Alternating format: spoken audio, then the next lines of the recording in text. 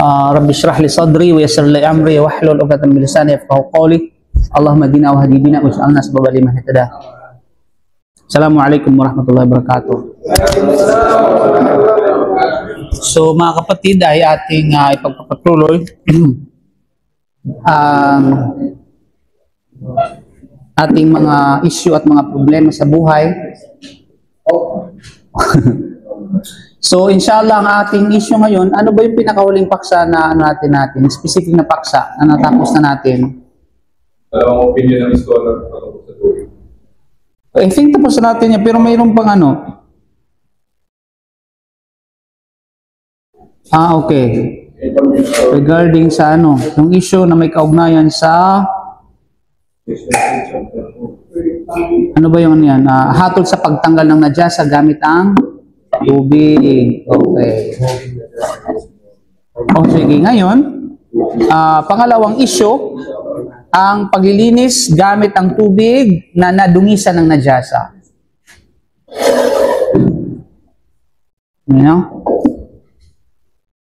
Ito yung tinatawag na purifying najis water. Okay, let's talk about the purifying najis water. Sabi ko, akala ko magbisita tayo.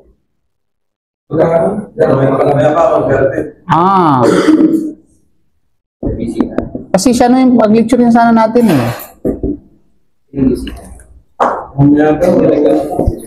Kaibigan natin ni Bayaw. Kaibigan ni Bayaw, kaibigan mo?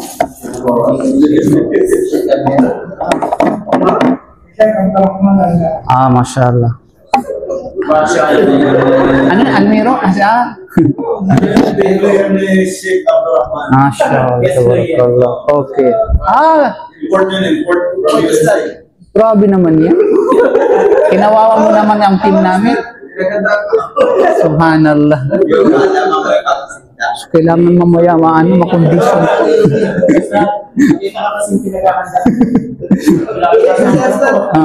Tumalon kasi sa amin. Saan ba yun? Nasaan yung lumipat? O nasaan kanina? Wala na yun Okay, so ikalawang issue, ang paglilinis gamit ang tubig na nadungisan ng najasa. So ang ibig sabihin mga kapatid, paano balinisin ang isang najis water? Okay, alam yung senaryo, yung najis water? Sige nga. Ano yung nasa isip ninyo pag sinabing purifying najis water?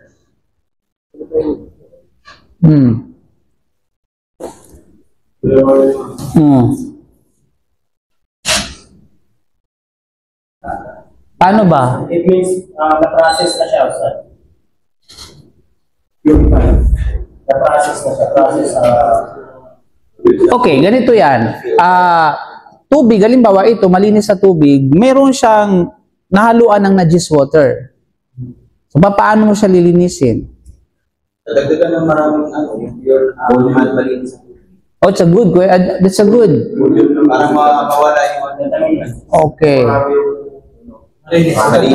Yeah. So, ako ang tinatanong ay walang iba kundi ang tinatawag na pamamaraan ay kapag tubig, halimbawa nahaluan, so kapag nahaluan ito ng najis water ay lang siya dadagdagan ng mas marami, ng mas malinis at mas hanggang sa mawala ang kanyang bakas.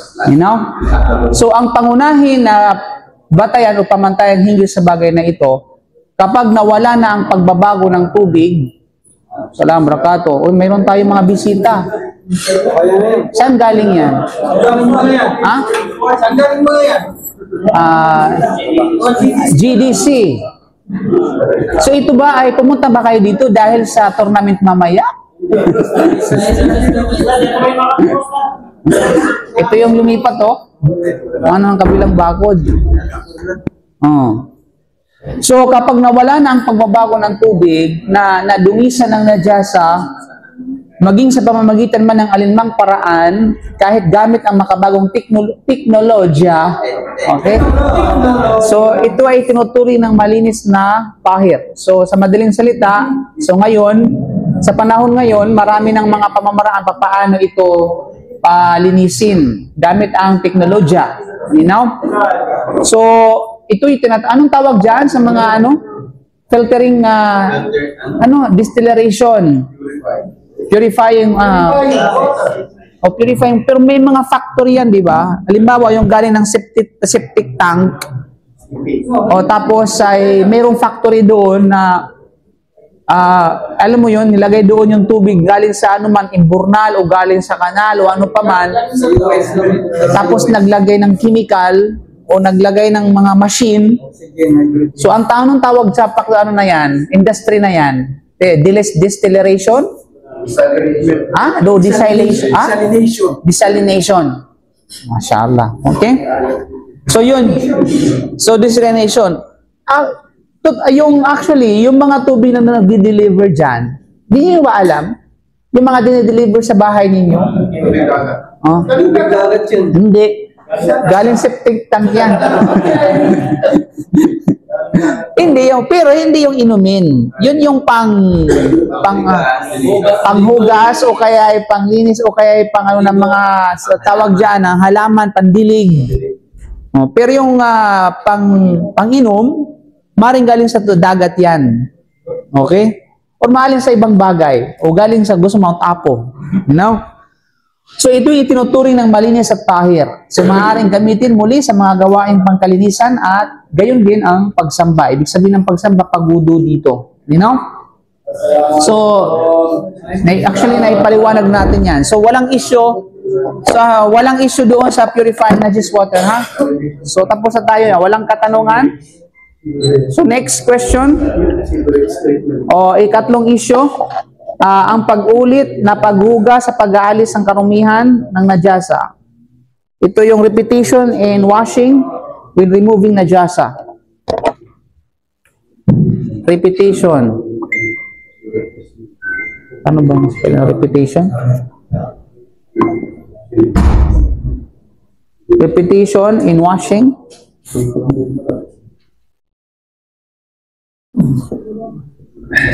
When removing najasa.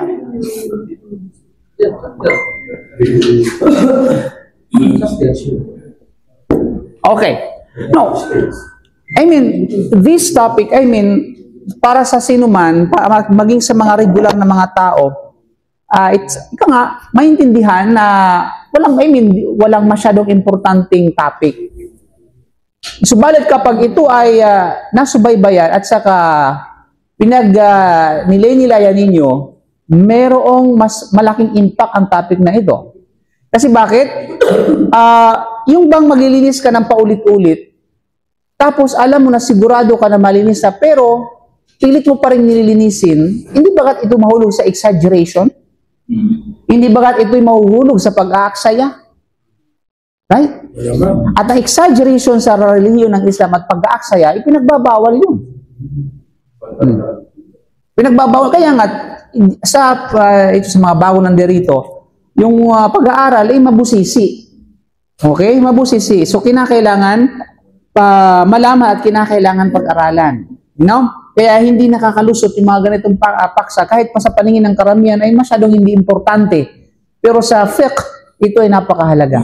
You know? Sa kaalaman pang-Islam, ito ay higit na napakahalaga. So, ito yung magiging issue ngayon. So, yung pag-uulit-ulit ng paghuhugas sa pag-aalis ng karumihan or ng najasa. So, hindi kinakailangan ang tiyak na bilang ng paghuhugas o paglinisin ang isang najasa o isang karumihan. Kasi may mga nagsabi na, may mga school of thoughts na nagtuturo na yung kailangan 3 beses, kailangan, merong specific ba, merong kumbaga mahdud, no? Merong limited o certain na bilang ng paulit-ulit. Okay ng pag-uulit ng paglilinis, no? So, walang duda, hindi kabilang labas dito yung usapin na binigyan ng specific ng Sharia na may batayan, ha? Ano ba yung mga pamamaraan ng paglilinis na ang Sharia mismo ang nagbigay ng hangganan o bilang? Paglilinis ng dumi. Sige nga, ang Sharia mismo ang nagbigay, nagpataw na ganito lang hanggang ganitong beses lamang. Okay, ang paglilinis. So ano 'yon? Good.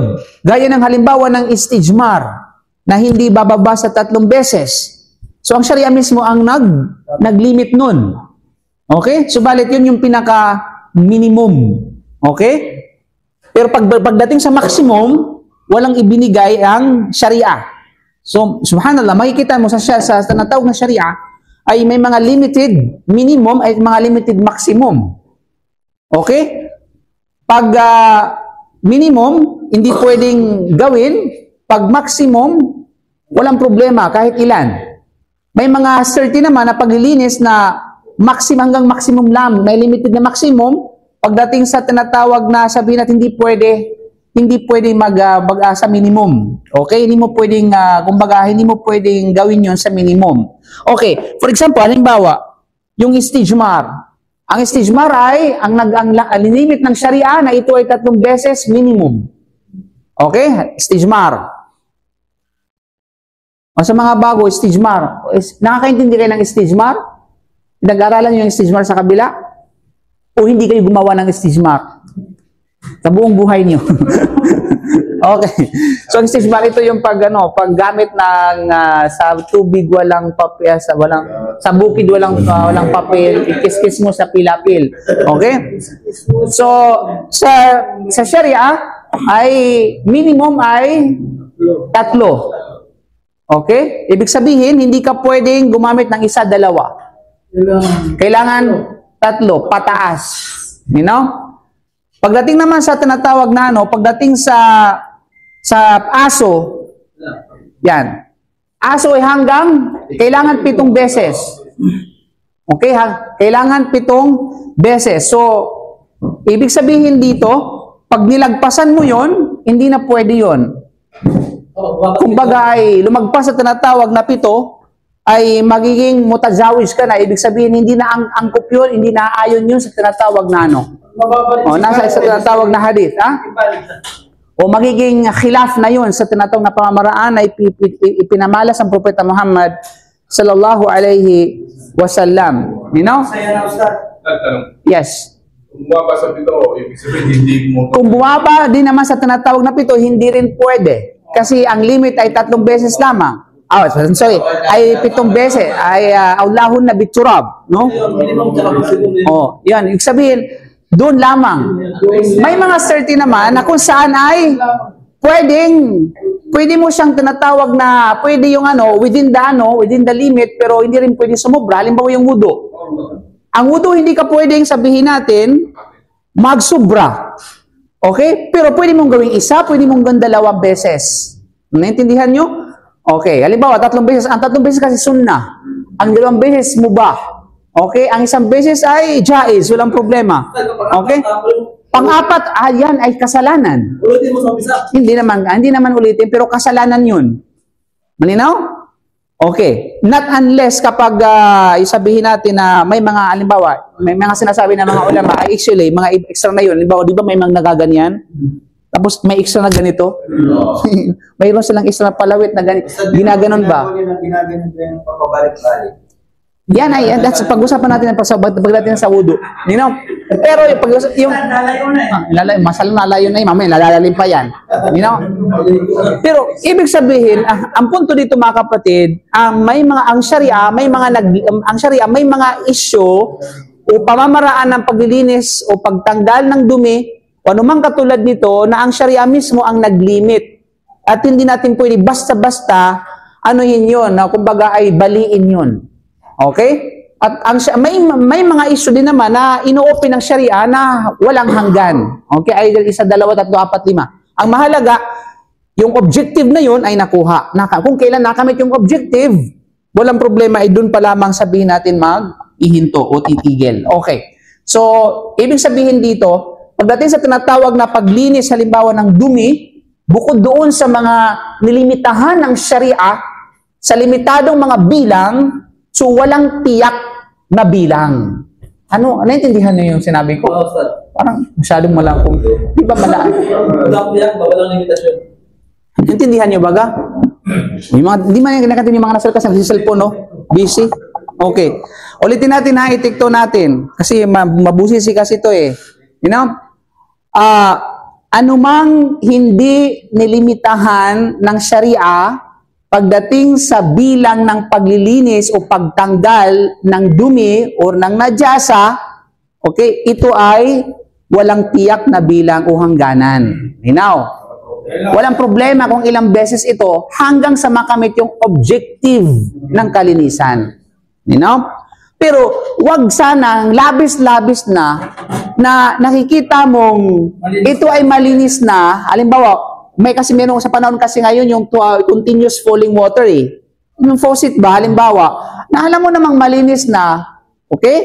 Tapos dahil sa gusto mong magpasikat, okay, so ang nangyari niyan ay naging exaggerated na. So lumagpas na sa hangganan at paano lumagpas sa hangganan? Ito dahil sa ito ay pagkaaksaya na. So dito mga kapatid, so sa halip, kapag nawala na ang karumihan, nawawala na rin ang hatol nito. Okay? At nagiging malinis na ang isang lugar o ang isang bagay. Kung hindi ito matanggal sa isang hugas, iniuulit ito sa pangalawa, pangatlo, at iba pa. Hanggang sa luminis ang lugar o ang isang bagay. So ito ang pananaw ng nakarami sa mga ulama, ang mga Hanafi, Maliki, Shafi'i, at isa sa mga naiulat sa pananaw ni Imam Ahmad ibn Hanbal. Okay? Kaya nga sabi nila na ang najasa, ayon sa mga Hanafiya, ay may dalawang uri, nakikita at hindi nakikita. Okay? Ang nakikita, ang paglilinis ito ay sa pamamagitan ng pag-alis sa mismong bagay o karumihan, kahit isang beses lamang ito hugasan. At ang hindi nakikita, ang paglilinis nito ay sa pamamagitan ng paghuhugas hanggang sa mangibabaw ang paniniwala na ito ay naging malinis na. Okay, tinaya nila ito sa 3 beses o 3 hugas sapagkat sa ikatlong ulit, karaniwang nabubuo ang matibay na paniniwala. Kaya ang panlabas na palatandaan ay naitinuturing na kahalili ng tiyak na kaalaman. So paano yung hindi nakikita? Yung nakikita yung alam mo, certain ba na alam mo na nandoon yung najis? Tapos nalinis ay ng 1 beses, 2 beses, walang problema. Yung hindi nakikita, hindi mo alam kung saan banda doon. Di ba? May mga bagay na, kumbaga, tiyak ka na, alimbawa, sa damit mo, tiyak ka na nadungisan ng najis yung damit mo. Pero hindi mo alam kung saan banda doon. So, halimbawa, di ba? So, ang gagawin mo dyan, hindi lang 1 beses. So, sa mga Hanifiya, hanggang 3. Sapagkat yung 3, yun nagbubuo na ng kaalaman. Okay? Which is, yung kaalaman na yun, nagre-resulta ng katiyakan. You know? So, 3 hanggang 3 beses para sa kanila. So, anong putunin mula sa sunnah mga kapatid? Alimbawa, sa hadith ni Asma bin radiyallahu anha, Ja'at imra'atun Nabiya sallallahu alaihi wasallam faqalat ara'aita ihdana tahidu fi thawbi kayfa tasna'u qala tahuthuhu thumma tafrusuhu taqrusuhu bil ma'i wa tandahuhu wa tusalli fihi. May isang babae na lumapit sa propeta Muhammad sallallahu alaihi wasallam at nagsabi sa kanya, ano ang gagawin ng isa sa amin kung siya ay dinatna ng regla habang nasa kanyang kasuutan? Mga babae nung unang panahon, alam na, kasi itong hadith na ito ay naulit lang din natin sa mga nakaraang lecture. Sumagot ang propeta Muhammad sallam, kuskusin ito sa kalabhan gamit ang tubig at wisikan ito, pagkatapos ay maaari na siyang manalangin gamit iyon. So, sa madaling salita, merong babae na yung concern ng kababayan sa panahon ng propeta Muhammad sallallahu alaihi wasallam ay sila ay nagregla na habang nadatnan sila ng regla ay suot nila ang kanilang underwear o ang kanilang sabihin natin ay kasuotan. So alam natin sa panahon na yaon ay wala pang mga whisper with wings, wala pang mga mudes o mudes. Wala pang mga sabihin natin bunot. May mga bunot na noon, no? At may mga ano mang katulad nito. Okay? So normally ay doon sila sa kanilang kasuotan, you know? So, nagtanong, kasi they are concerned about their religion, about their sala, paano yun? Darating yung pagdarasal, naging malinis na kami, tapos yung dugo pa rin nandoon pa rin sa kasuotan namin, nasanhin ng menstruation, so anong gagawin namin? So, binigyan sila ng guidance ng propeta Muhammad sallallahu alaihi wasallam, na kapag nangyari yun, ay kuskusin ito sa kalabhan gamit ang tubig, you know? At wisikan ito. Tandaan natin, walang powder noon sa panahong yaon, mga kapatid, you know? Ano kayang sabon ng unang panahon? O sino yung makapagano? Anong sabon? Ano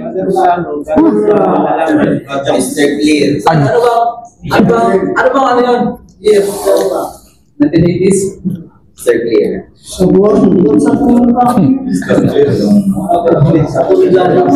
Aywan ko sa inyo, bahala kayo mag-isip dyan. You know? So, hindi ko natin alam kung ano yung especially sa mga Arab, hindi natin alam kung ano yung gamit nilang kumbaga ay panlinis bukod sa tubig, no?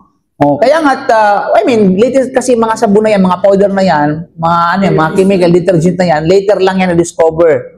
Okay? Mga dalubhasa. Okay, yung skincare mo nga, yung later lang eh. Okay na? Mula sa hadith ni Aisha radhiyallahu anha, sinabi niya, Ja'as Fatima ibnu Abi Hubaysh ila Nabi sallallahu alaihi wasallam, faqalat ya Rasulullah, inni imra'atun ustahadu fala adhur, afada'u as-salah? Faqala sallallahu alaihi wasallam, la innama dhalika iraqun wa laysa bihaydin, fa idza aqbalas haydatuki fada'is salata wa idza adbarat faghsili anka ad-dam wa anki ad-dam thumma salli. Si Fatima bint Abi Hubaysh ay lumapit sa Propeta sallallahu alaihi wasallam at nagsabi, usugo ng Allah, ako ay isang babaeng dinudugo ng tuloy-tuloy or istihaba. Tanungin ko nga kayo mga kapatid, kayo may mga asawang babae, meron kayong mga nanay, may mga kapatid kayo, may mga lula kayo, may mga pamangkin kayo, may mga pinsan kayo. Alam niyo ba ang pagkakaiba ng haid at istihaba? Sabi niya, wala naman akong pakialam dyan kasi hindi man ako babae. Ito may kinalaman sa regla ng babae. Actually, so mayroong dalawang klase ng dugo na lumalabas sa kababaihan, mga kapatid. Yun tinatawag na haid at saka istihaba. Anong white blood? Ikaw talaga. Ay, kumusta pala si Khalid? Ano ba si Khalid? Haid at saka istihaba. Ang haid, ito yung menstruation. Okay? Ang istihada, ito yung tinatawag na abnormal blood. Hindi.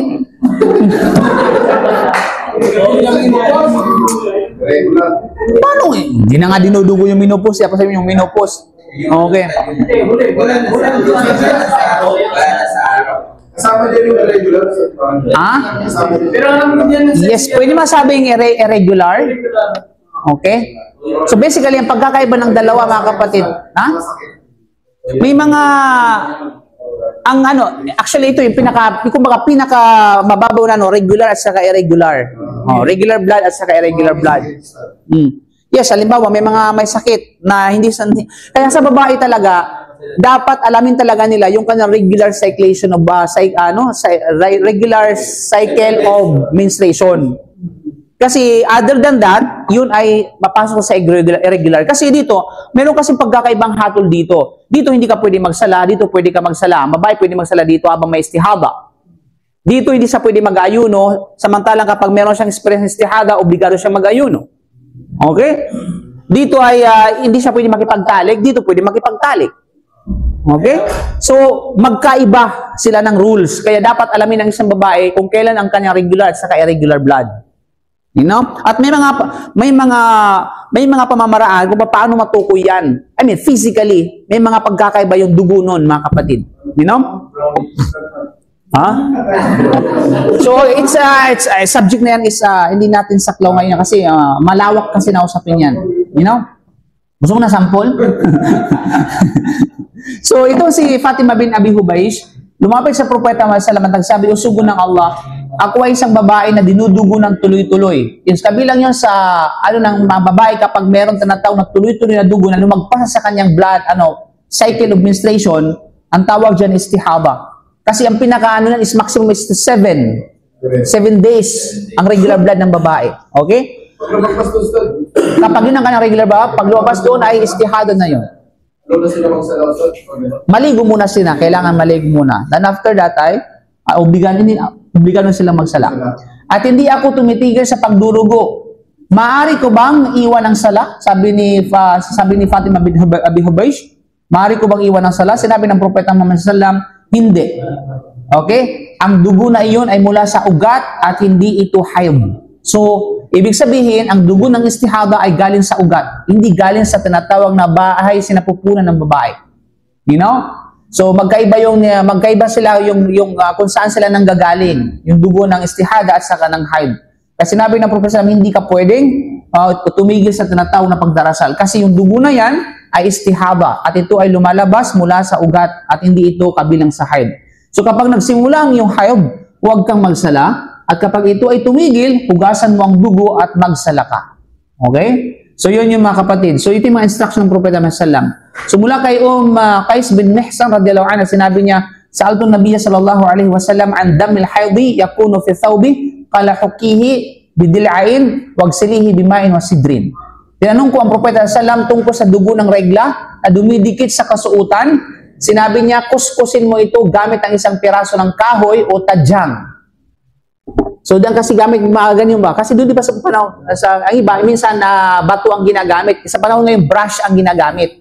Okay? So noon ay parang ano ba, parang tangkay. Okay? Parang tinatawag diyan ay tadyang o piraso ng kahoy. You know? So kay bidilain, ibig sabihin gamit ang isang patpat o piraso ng kahoy, mga kapatid. So ang pinagmula ng salitang mula sa dila, kaya nga yung dila nakalagay sa hadith ng Sallam na innal hawa khuli kami ng dila. Si Hawa ay nilikha sa tinatawag na dila. Ang dila ay yung tadyang. Tadyang ni Adam alayhi salam, yung pag ganun curve. You know? O dito baga? Ano pala ito?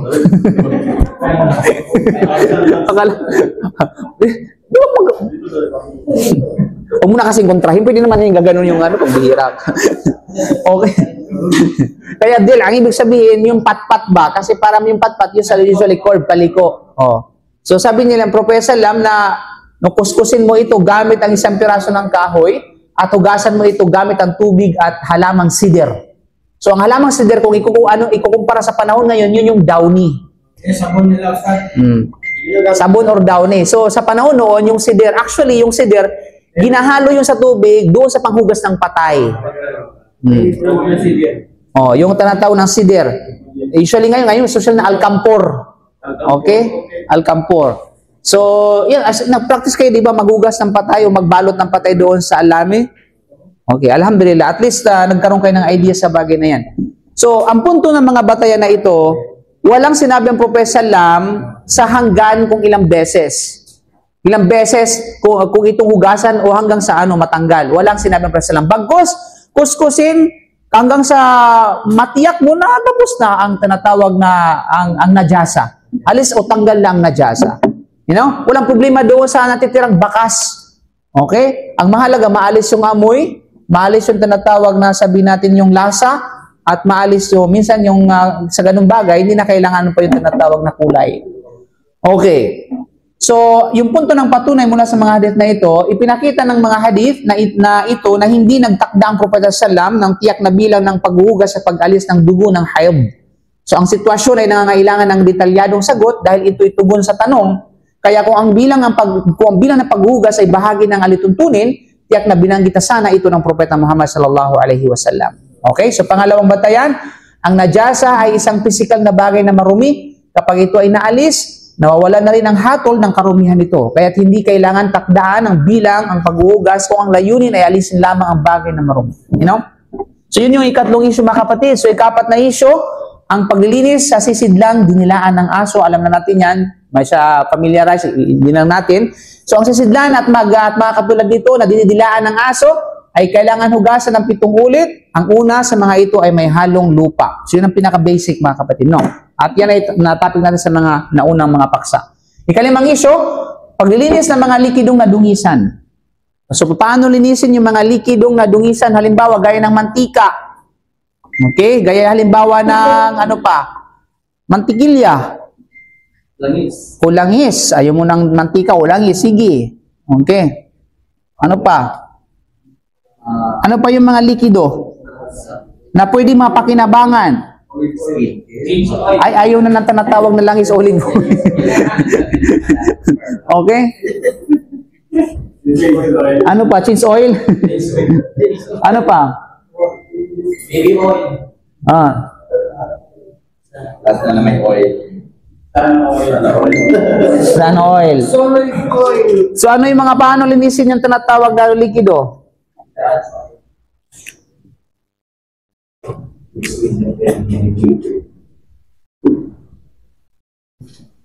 Removing najasa.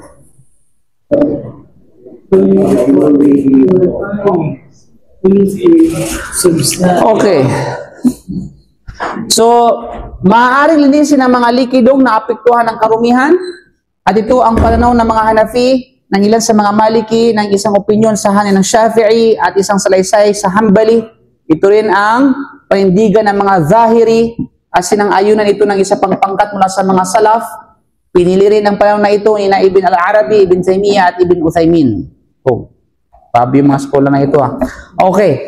So, sinabi niya Zahiri, Ibn Hazm, ang sinumang naghihiwalay sa tubig at sa ibang mga likido hinggil sa usaping ito ay batil. May pagkamapaniil at nagsasalita ng walang patunay at ito ay walang tinatawag na kabuluhan. O, ang sabi niya, ang sinumang naghihiwalay sa tubig at sa ibang mga likido hinggil sa usaping ito ay batil. Ibig sabihin niya, sino man daw ang nagsasabi na ang pwede lamang linisin ay walang iba kundi ang tubig at ang iba pang mga likido ay hindi pwedeng linisin bagkus may tuturing na ito ay isang tinatawag na automatically ay isang najis ay batil. Ang kanilang mga salita ay tinatawag na hindi tanggap at walang kabuluhan. Okay, kasi may mga ibang mga skola na sinasabi kasi nila na ang pwede lamang linisin at para may consider yun na tahir o malinis ay ang tubig lamang. Paano? Kapag ang tubig ay nahaluan ng najis, linisin ito ang nasa mawalang najasa, acceptable yun sa kanila. Subalit, pagdating sa ibang likido, halimbawa yung mantika na haluan ng najasa, para sa kanila ay hindi pwedeng linisin. Automatically, magiging najis na siya. Kaya hindi pwedeng linisin. So sabi ni Ibn Hazm, sila ay kumbaga sila ay kanilang mga salaysay at ang kanilang mga opinion ay walang kwenta. O sapagkat wala itong tinatawag na batayan. Dahil merong pamantayan sa Sharia, may mga batayan na pwedeng linisin ang iba pang likido at kapag ito ay nalinis na, may tuturing na ito ay tahir, malinis at pwede ng pakinabangan. Okay? Lahat yan mayroong sa fiqh talagang detalyado yung mga batayan, mga kapatid sa panampalatayang Islam. Okay? Ngayon din sinabi ng ibang mga salaf, sinabi ni Ibn Taymiyyah, at ito ang opinyon ng isang pangkat mula sa mga nauna at huling salinlahi, gaya ni na Ibn Mas'ud, Ibn Abbas, Adh-Dhuri, Abu Thawr at iba pa. Sinabi ni Sheikh Uthaymin, ang tama lahat ng mga likido ay maaring luminis mula sa karumihan, maging ito man ay gatas o sabaw, maaari itong linisin sapagkat ang hatol ay umiikot ayon sa dahilan nito. Kung ito ay naroroon o wala. Kaya kapag nawala na ang karumihan ng lasa, ang amoy at ang kulay, at wala nang natirang bakas ito ay may tuturing na pahir o malinis. Okay? So yun yung mga opinion ng mga ano. Anong patunay mga kapatid na pwede gamitin o pwedeng linisin ang ibang likido na nahaluan ng najis? Anong patunay? Mayroon niyang patunay mula sa sunnah. Mula sa hadith ni Maymuna bin Al-Harith radiyallahu anha na ang Propeta Muhammad ay natinanong hinggil sa isang daga na nahulog sa mantika. Halimbawa, ito yung mantika. Okay? Accidentally, nahulog yung daga doon. Iwan ko kung ano, danghag kasi sa Bisaya ba? Danghag ba? Okay? Si mga Bisaya dire. Reckless ba? Hindi nag-iingat yung daga na yun. Di ba? Hindi tumingin sa dinadaanan niya. So, bigla ngayong nahulog doon sa mantika. So, try to imagine, nahulog sa mantika. No, siguro sa normal na pagtingin, ayaw mo nang pakinabang kasi, mayroon ng dumi. Di ba? Ayaw natin yon. Subhanallah. Pero sa Sharia, tulad na sinasabi natin, subhanallah, bakit Kasi sa atin, yung first impression natin, pwede namang itapon eh. Di ba? Marami ng pamamalit eh. Bakit pa natin nilinisin? May sponsor naman. Sponsor ng anong mantika? Sunflower? Okay? Subali, yes. Ha? Malamig ba siya kung mainit? Dito sa hadith ito, hindi siya mainit. Sa hadith hindi mainit. Okay. So ano mangyayari sa may mantika, maaaring tulog na mantika, maaaring tinatawag na buhay na mantika. Okay. So, subhanallah, pero practically speaking, mga kapatid, kasi Islam is a very practical religion. Di ba? Pinagbawalan tayong mag-aksaya. Kung hindi man pwede pakinabangan ito sa pamagitan ng pagkain sa ibang bagay. Pwedeng pakinabangan sa ibang bagay. Halimbawa, pampakintab. Hindi niyo ba alam na sa panahon na yun, yung mga mantika, yung pangsindi yung torch ba, para magkaroon ng ilaw? Oh. Use oil. Oo, ginagamit nila para sa pampakitan ng kanilang mga ng vapor, ng kanilang sasakyan pandagat. Ha? Spalto? Spalto?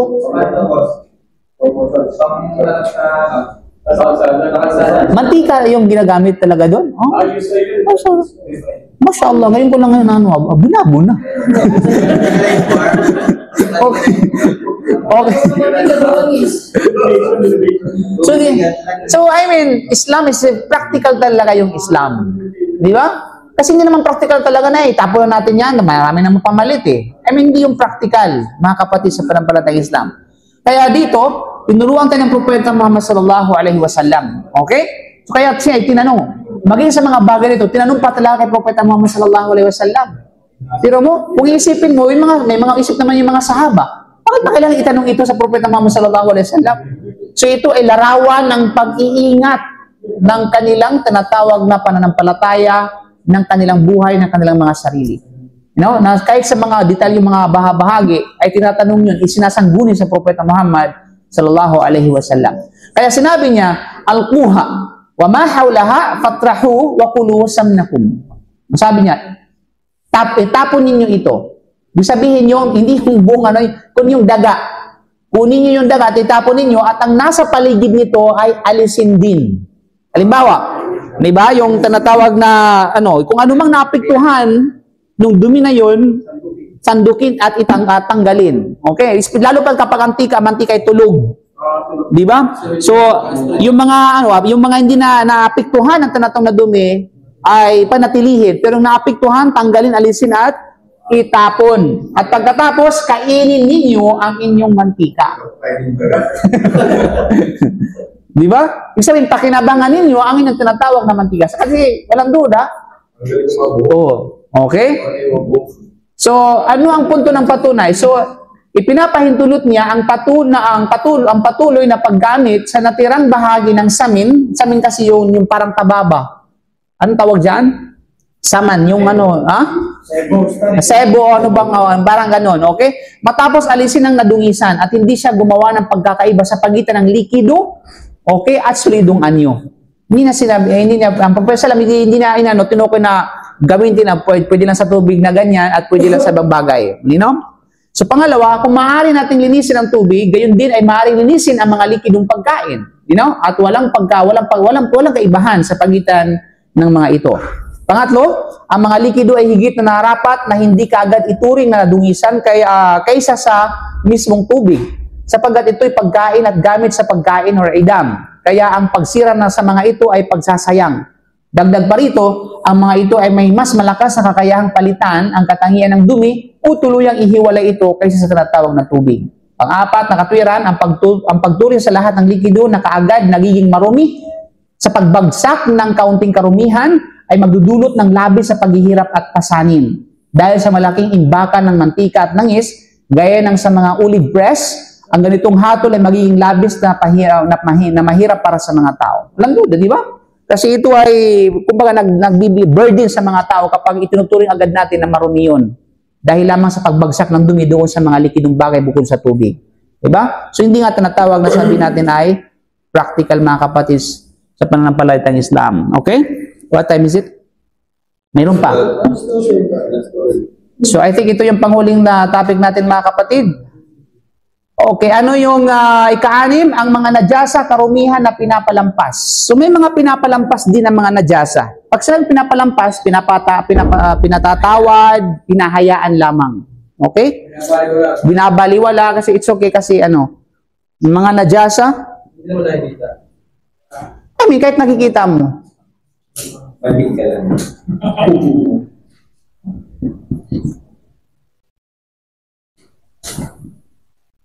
Ano ba yung mga najasa na pinapalampas?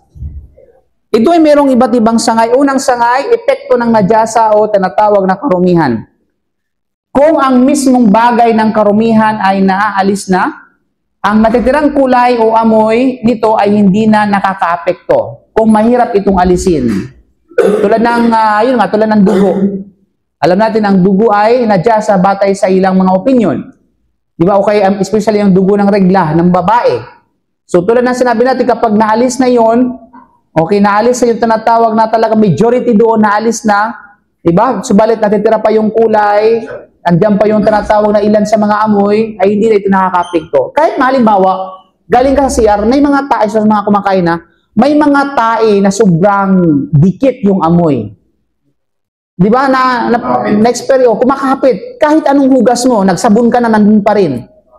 Di ba? Halimbawa,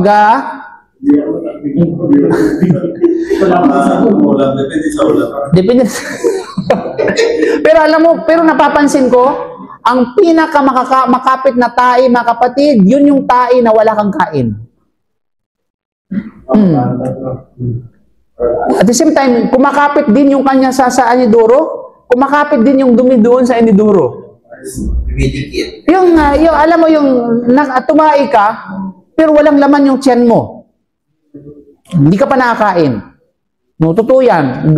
Subukan nyo na hindi kumain, tapos tumae ka. Mas madikit yung tae doon sa kaysa doon sa tae na galing ka sa kain. Pero kasi tao na minsan hindi na ano na? hindi na tulumi. Ay, problema talaga yan, kapatid. May hospital na yan. No?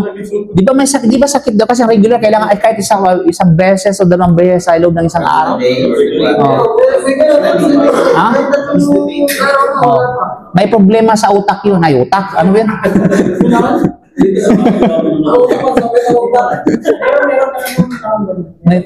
Pero okay naman siya. Okay naman. Wala naman siyang sakit. Wala.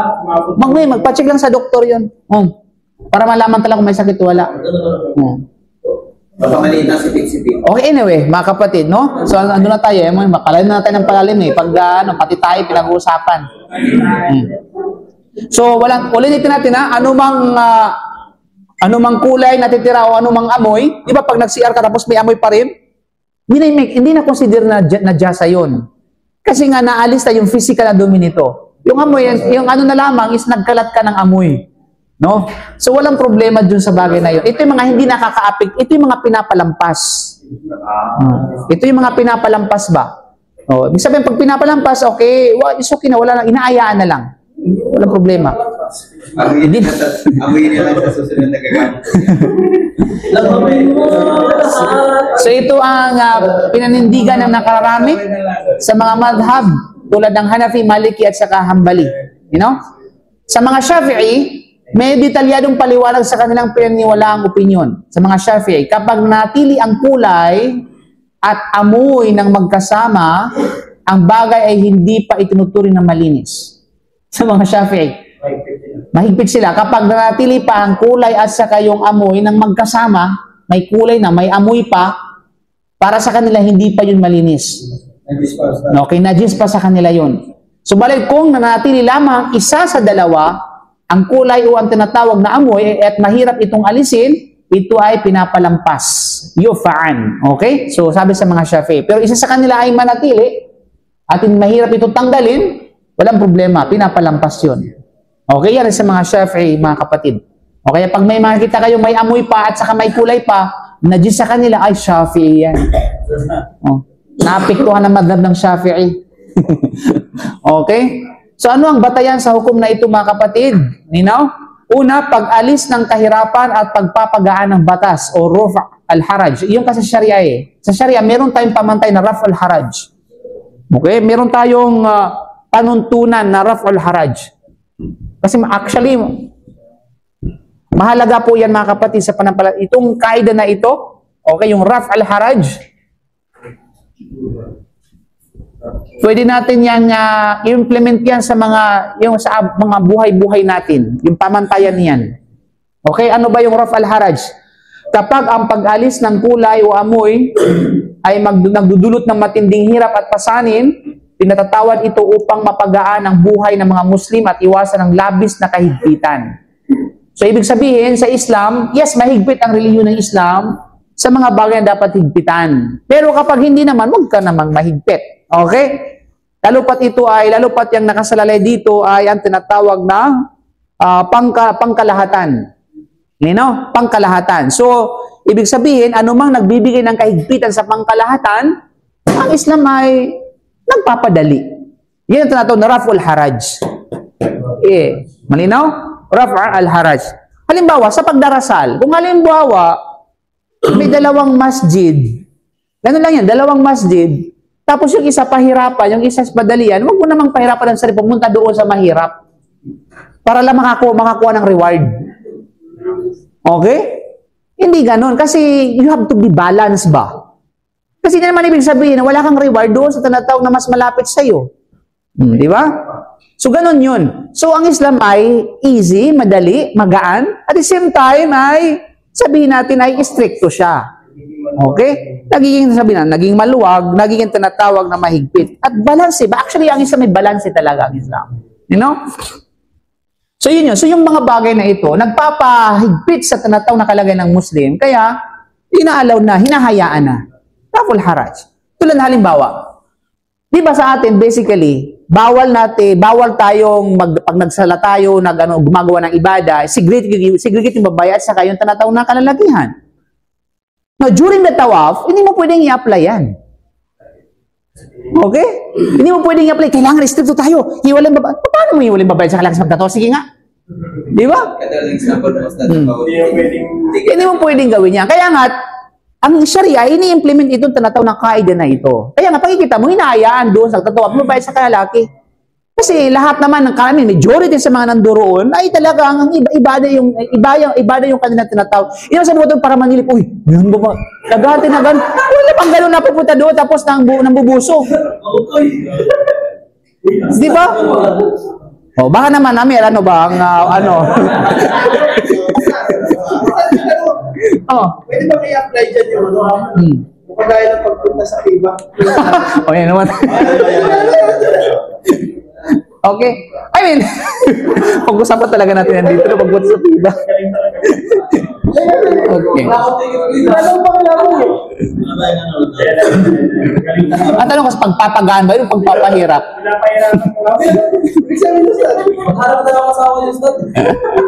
Okay, pag-usapan natin mamaya yan.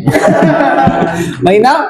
So, yun. So, actually, ang kaida na ito mga kapatid, napakahalaga niya kapag naintindihan ninyo. Okay? So, ano mang bagay nagbibigay ng kahigpitan, ika nga sa tinatawag na kamusliman, ay hinahayaan ang tinatawag na Sharia. You know? Okay. Bagkus mayroong mga suporta yan mula sa tinatawag na hadith. Tayassaru, wala ta'assaru. Sabihin kayo ay magpagaan. Kayo magpadali at huwag kayo magpahigpit at saka tinatawag na magpahirap. You know?